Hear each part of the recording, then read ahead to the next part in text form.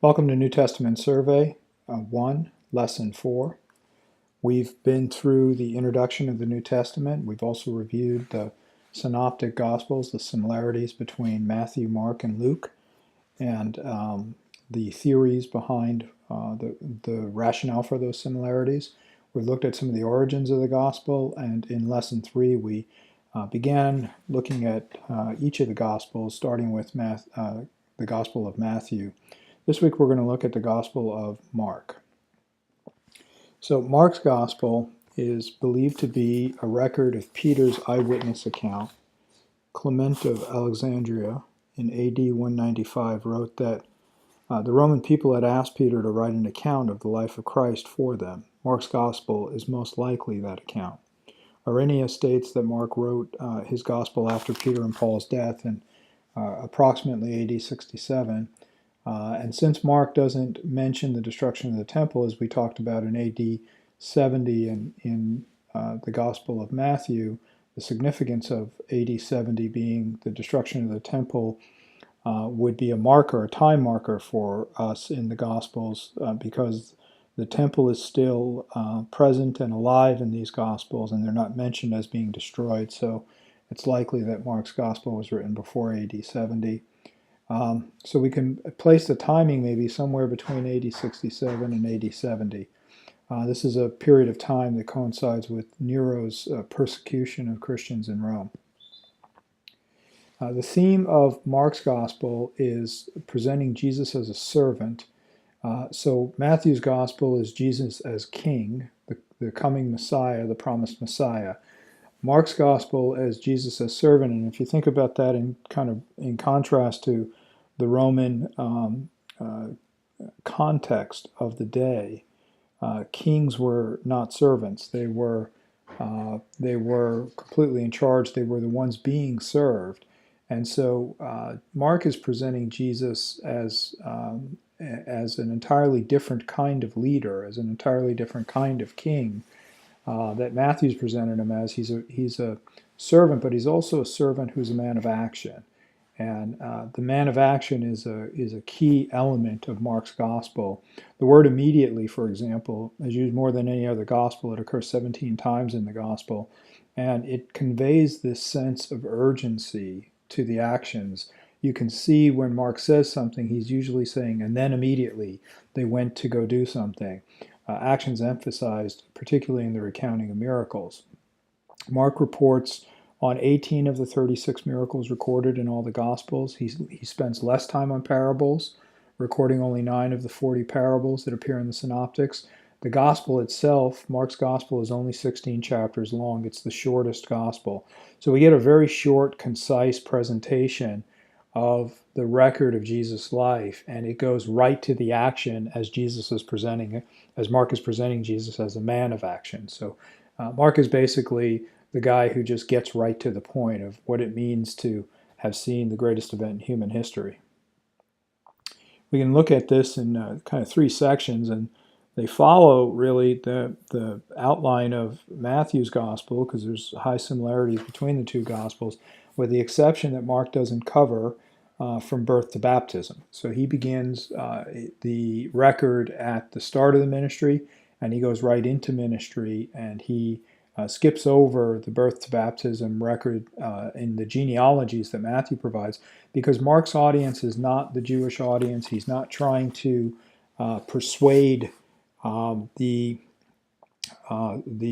Jewish believer into recognizing Jesus as Messiah, as the promised Messiah. He's likely speaking more to a Roman audience, particularly if he's with Peter and Paul in Rome at the time of their death.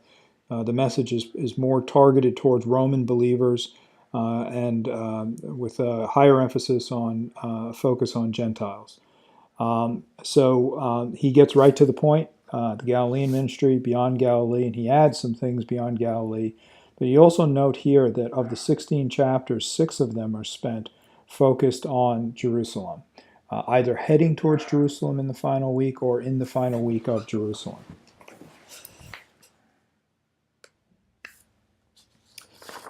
One of the things I wanted to do in this lesson was look at the differences.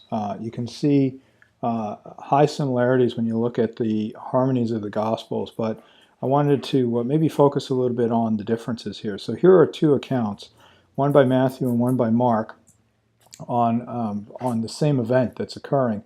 And in Mark's passage, we see a style that gives us a sense of context to an event, something that Mark adds that Matthew tends not to add. For example, here in Matthew 8:16, he says, "When evening had come, they brought to him many who were demon-possessed, and he cast out the spirits with a word, and he healed all who were sick." Matthew's recording principally to let us know what's occurred and what's occurred in the context, really, of what that means. He's demonstrating evidence for Messiah. Matthew wants us to understand the impact and the time of the day. So he's telling us in Mark 1:32, 33. Again, Mark's gospel is opening with these events. Matthew's already 8 chapters in before he gets to this event. At evening, when sun had set, they brought to him all who were sick and those who were demon-possessed. And then he gives us the reaction, and the whole city was gathered together at the door.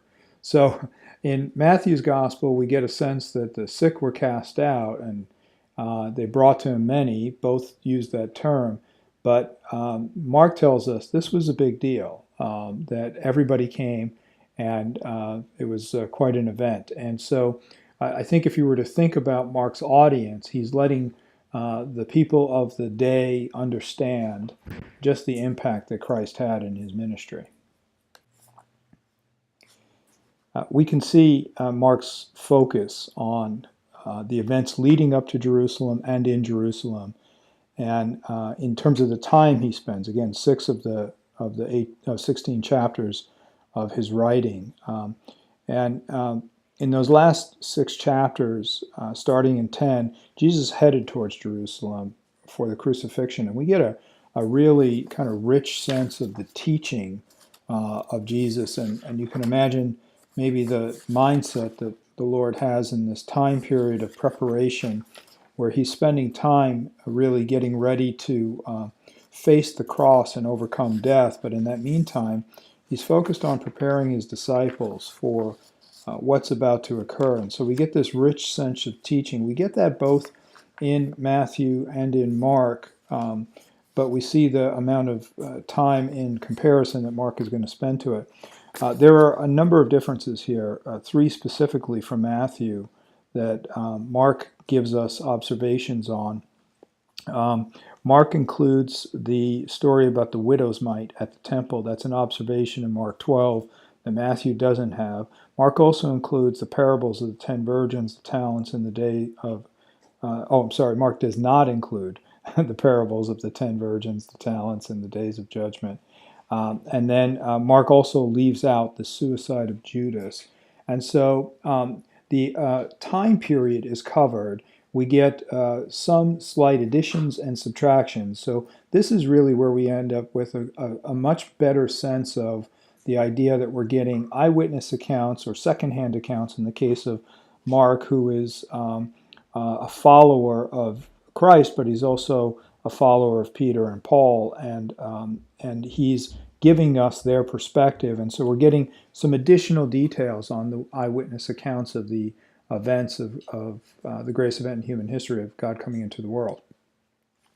The closing element of those differences are this short, concise account of the gospel record gives us really a focal event of how the gospel was presented into Rome, the equivalent of the center of the known universe at the time, and how it was presented in a way that Jesus can be identified with. He's the servant of mankind. He's the king who came not just to save, but to serve those, and he demonstrates that, not just his power in the miracles, but the humanity in them and the heart that God shows for humanity in the presentation of those of the service that Jesus is offering to those that are sick and hurting and lost.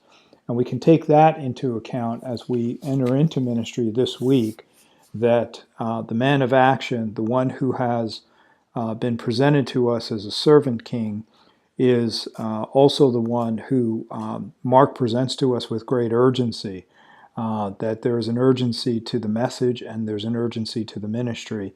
And my prayer for us this week is that we take that message of urgency and action and servitude and carry that forward this week into our ministry, that we would be representatives the way the Gospel of Mark is shared with us. We would share that to others. And I pray a blessing on you this week as you carry that message forward in your lives and in your ministry. Amen.